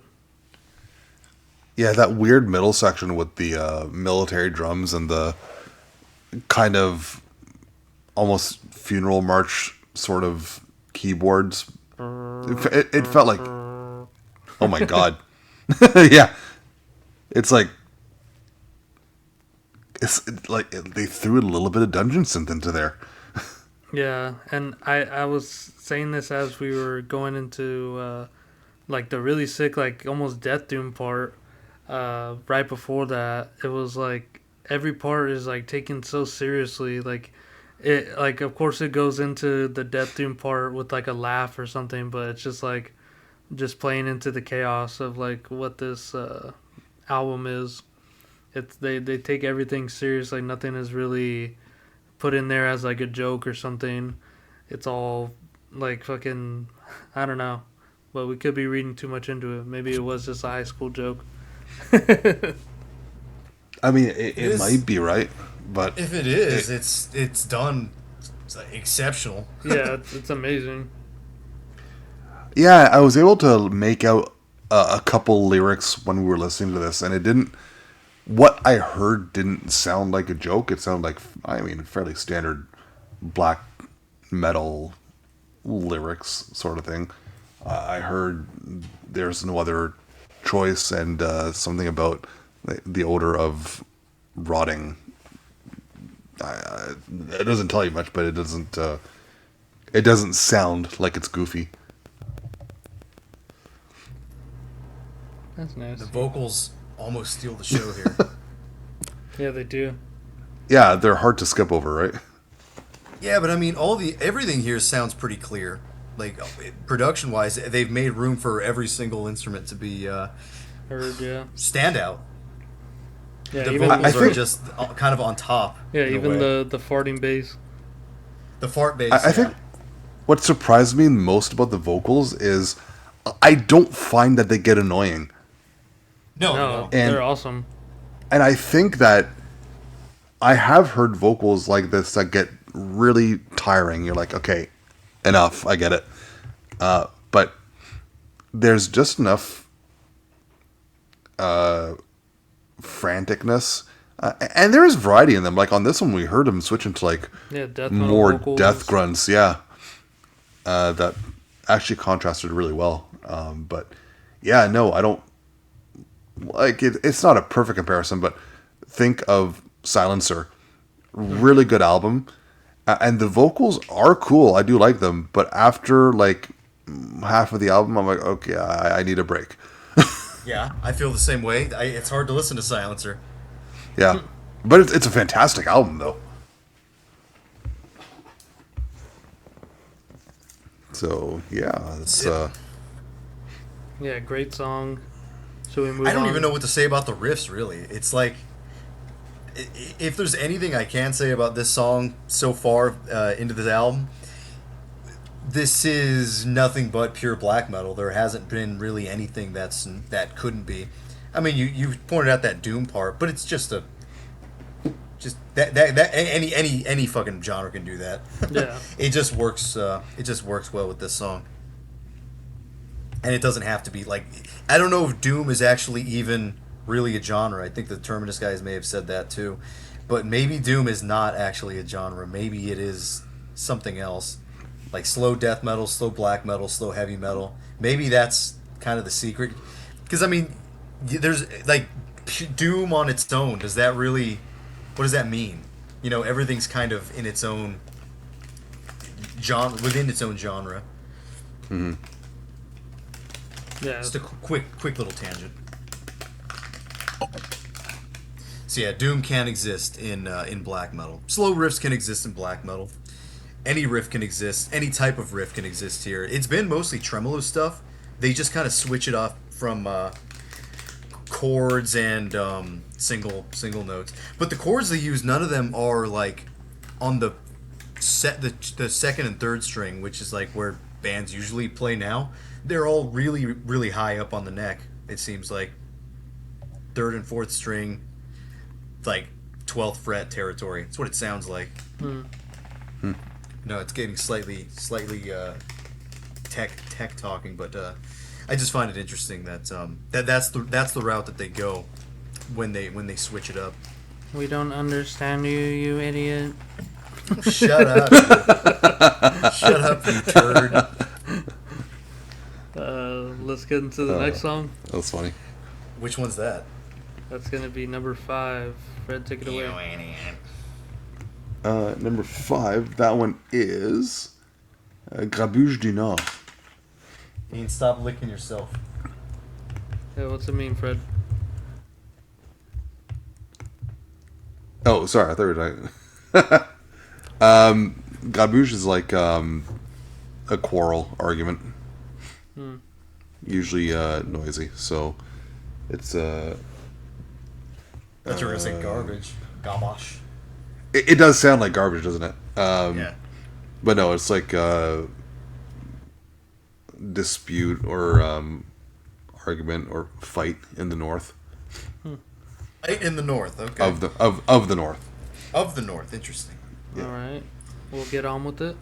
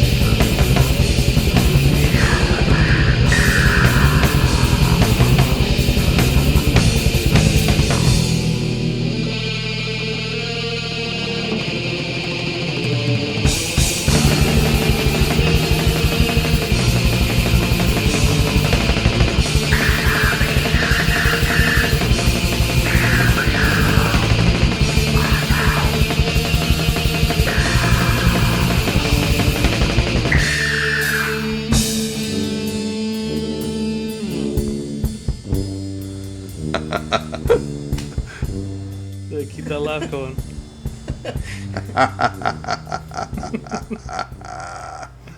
Yeah, that's where Horton heard the Who, dude.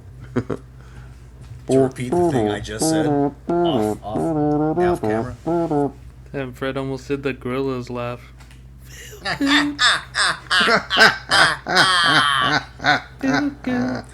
Do do do do do do do do Ooh, ooh, do do do do do do. okay. But yeah, weird ass track. I've said Yeah. before to Paul that I read on deathmetal.org, also known as anus.com, that there was an article there. Anus. I think they were dissecting Mayhem's Death Crush, and they said perfect heavy metal song. Perfect heavy metal songs have 7 riffs, and you kind of just arrange them like that. I didn't exactly count how many riffs that one had. It might have had a couple more, maybe exactly 7. Hard to tell. But that one did enough new things that it felt good when they like brought some of the other ones back, because it almost felt like the song was split in two with that elephant. The brass section. The brass section, yeah, bold and brash. Yeah, the part where they sounded like they were artistes. Sounded like Magma. Yeah, and, it Sounded did- like it the did. Italian band Area. There's a reference for you. and then that thrash riff that just kept going on. Which one was that? Was that the one that was like jug jug jug jug jug jug? That Yeah, one? Yeah, yeah. the That was, Atomica almost, riff. that was almost a brutal death riff. There was one. It was like, oh no, there was also that. There was also the tickle riff in that song, right? with the bass line, yeah. It's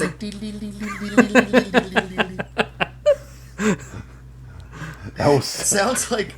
That sounds like a song from the Atlantics, which is a surf rock band. There's a song that straight up, it starts off like that. I can't remember the name of it, but instrumental album. Anyways, so we had the tickle riff. And yeah, it's We all had- fucking great. Yeah, we have the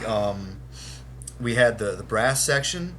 We had a couple thrash breakdowns there, and they were both kind of dumb, but in like a really just driving way that makes them work with with music like this. And I think that this one is like very like the example of it being bipolar, because it would go in between all these other sections and just go back into like ripping like no more than 5 note riffs, black metal sections that were just like fucking awesome for them to explode back into.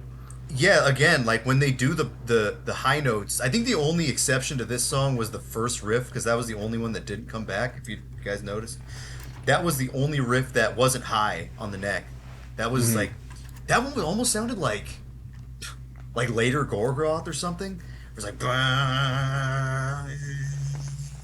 it sounded like 1, 2 on like the second string, some dissonant chord.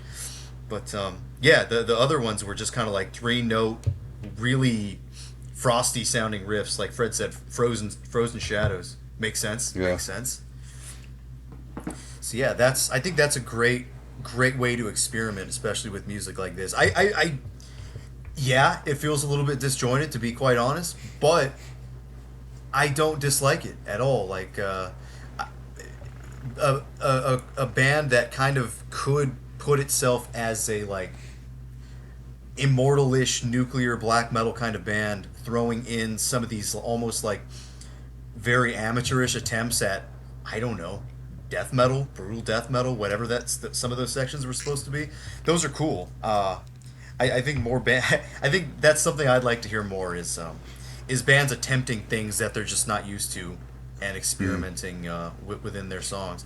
I mean, I get that that's not for everybody, but I think it's something that makes bands stand out. And this album totally stands out, and maybe that's a reason why it's never been explored too much, or no one's ever really heard it. It's not online. Nobody knows what it is. But it is very interesting. You know, there's probably a ton of bands like this out there in the ether that nobody knows about, that do cool experimental things in their music, like in their black metal band. Yeah, and some of them are on the Bunsen Burner labels, so go check that out and buy some records. More shilling. Yeah, don't forget Bunsen Burner Recordings.Big Cartel. Thanks. Like and subscribe. Smash that subscribe button. When you said like and subscribe, I almost spit my water all over the place. Like and subscribe. And this episode was brought to you by Tard Meals. By the letter H. They bring you your Tard Meals. It's like meal prep, except it's Tard Meals. Yeah, like made by me. You have a personalized chef come in your kitchen. Whatever you got, I'll he come puts in some your kitchen, meals. I'll make you a Tard meal.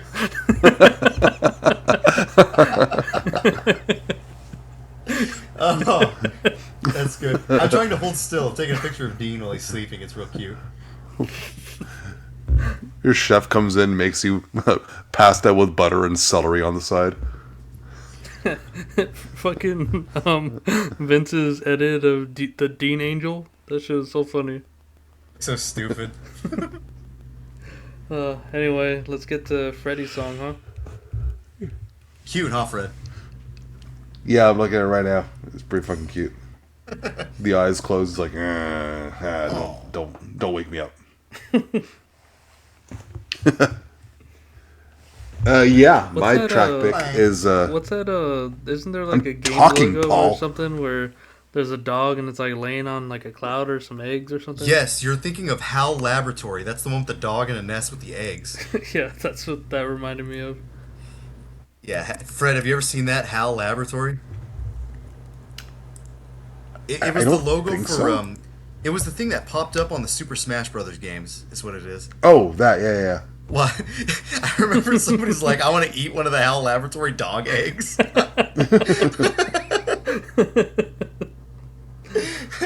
Dog eggs.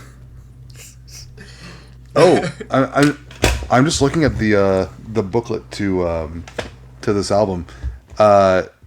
In the thanks list, they thank The Lord. The Lord. You thank the Lord. No, a guy for performing tuba on the track we just listened to. Yep, that was tuba. We were right when we said the brass section. So, Thanks, Tuba Dude. I'm looking at their thanks list for bands, Tuba but there's Steve? nothing in here. Tard meals.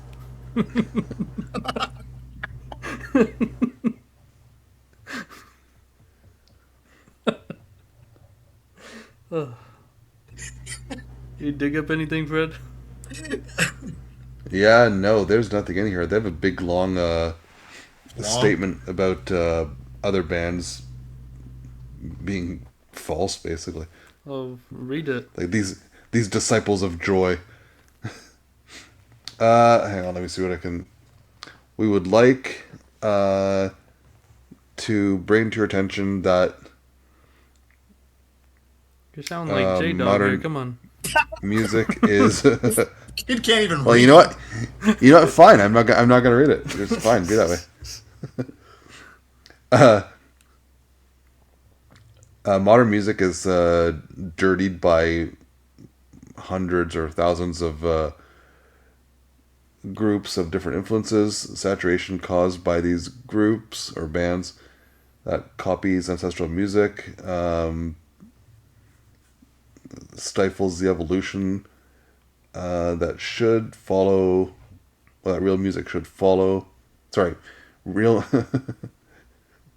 That real music of hatred should follow. These disciples of joy, who are part of bands full of joy, are only destroying the most beautiful art, which is that of hate. They're all gonna die.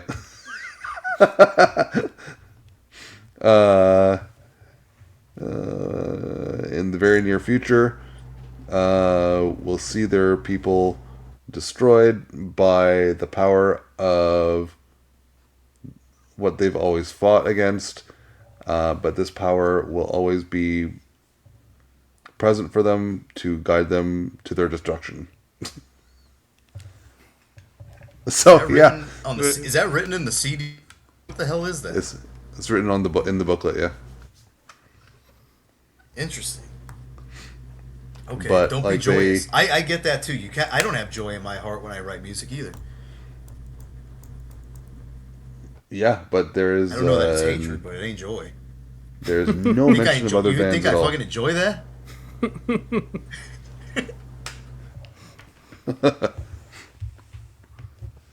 But yeah, so back to my track pick. It's number 7, Hecatombe Sacre du Monde. So Hecatombe, Hecatombe suckadum, man. the world's coffin. Stick it to the moniosis. Morons. Let's take a 5-minute break. I have to take a shit.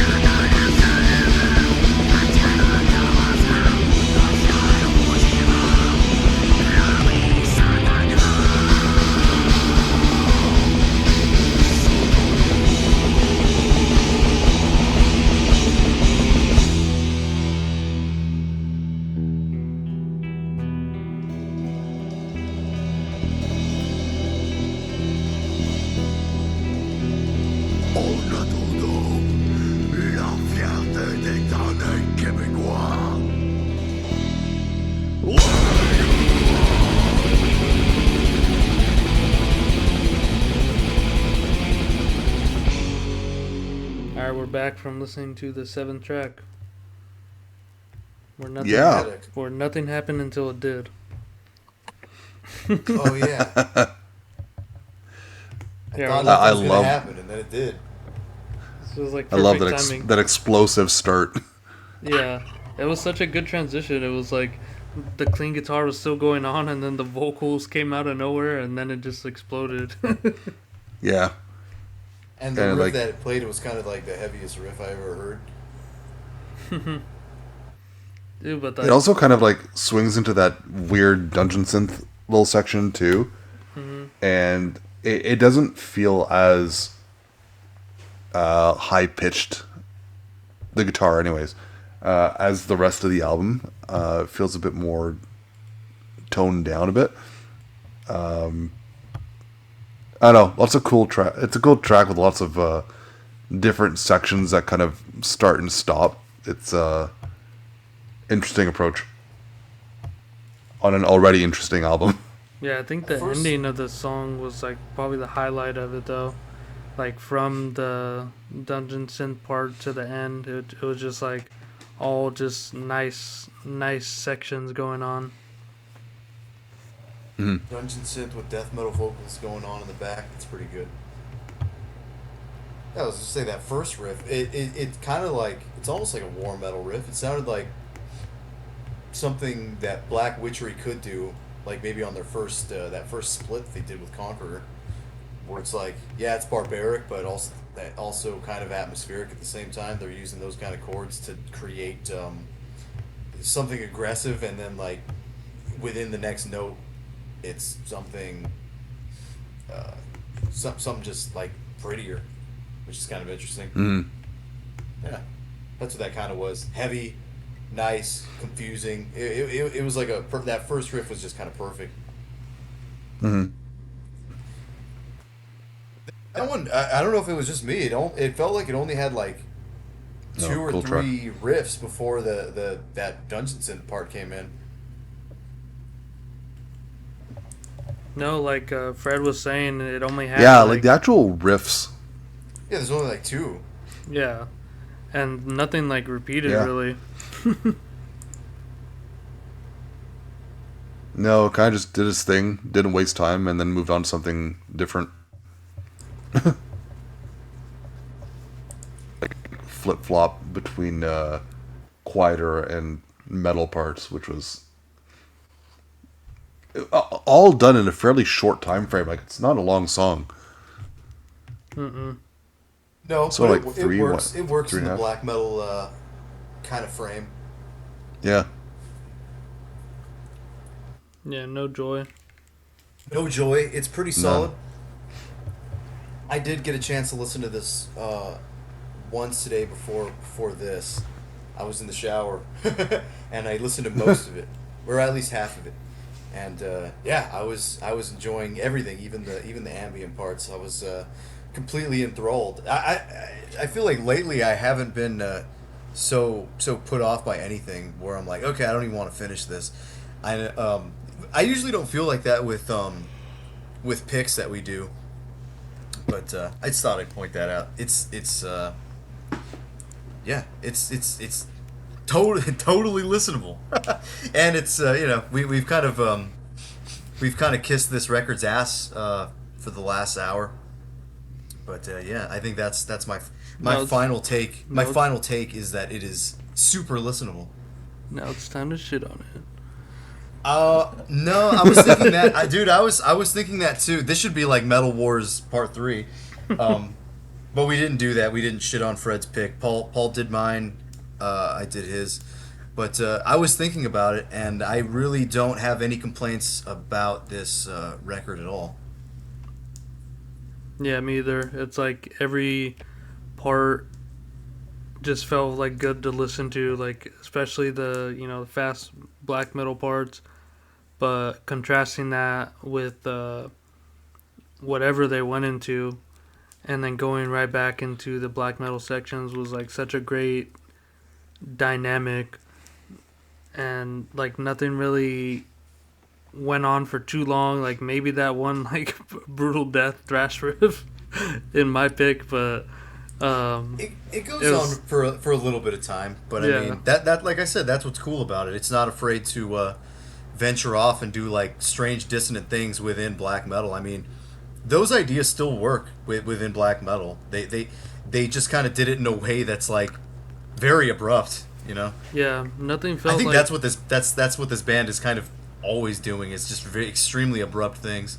Yeah, but nothing seems like jarring. It's like, yeah, sure, you close your eyes 1 second and black metal riffs going and you open it up and you're in like a dungeon synth part, but it's like always a pleasant place to be wherever you wind up. Yeah, they don't Yeah, fuck it up. they that's what I mean. Like they seem to they seem seasoned. Like they seem to understand everything that it means to be, like by 2000 still a real metal band. You know what I mean? Like Yeah. what real good extreme metal is. They've kind of they pretty much nail every part of it. Even the ambient strange parts. Like they've got all their influences. All their influences are cool. Is what I'm saying. There's like. I'm glad there was no like singing parts or no like girl parts. Like that probably would have ruined this, or it would have made it less. You know, they everything all their decisions were they worked. I don't know how else to put it. Yeah, there's no, this is being a barbarian with the boys. This isn't that fucking Senwa's sacrifice game and shit. Yeah.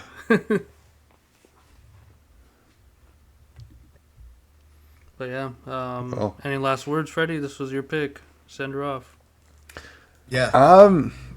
Man, what do you say about this? The last track we listened to, one thing I caught on this listen is that he does say something about Quebecois. Yeah, I heard that too. Yeah, so this does have something to do with Quebec national identity, which is cool because on my previous listens I hadn't caught that. Based?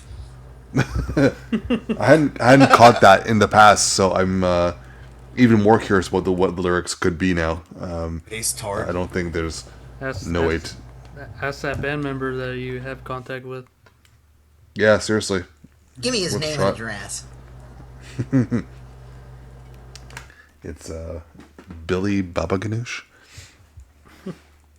But yeah, no, one of the best random discoveries I've made in recent past. Like it's, I went in with zero expectations, and even with some of the song titles, kind of expecting this to be like a goofy write-off and just, something with some black metal elements and just being a throwaway oddity that I got my hands on. But no, quite the opposite. Like, I'm kind of floored that this isn't considered, well, I mean, it's lack of exposure, I'm sure, but some sort of Canadian classic, because it's one of the most unique black metal releases I've heard, and I can say that Have you having seen- listened to this genre for a very long time at this point, decades, this is just out there. Like, it's wild. It's so good. Have you seen this motherfucker's CD collection? He ain't lying. When Fred first started to describe this album, he almost described himself the best random discovery that I've made in the past. Well, Fred, well, this album's in a better place. It's Bun Bun Classic now. Yeah, no, I'm glad we got this. We're getting this one some exposure, because it fucking deserves it. It fucking needs it. Don't forget Paul, to go. buy your hard meals on wheels. Yep. Well, I gotta poop, so we should end it.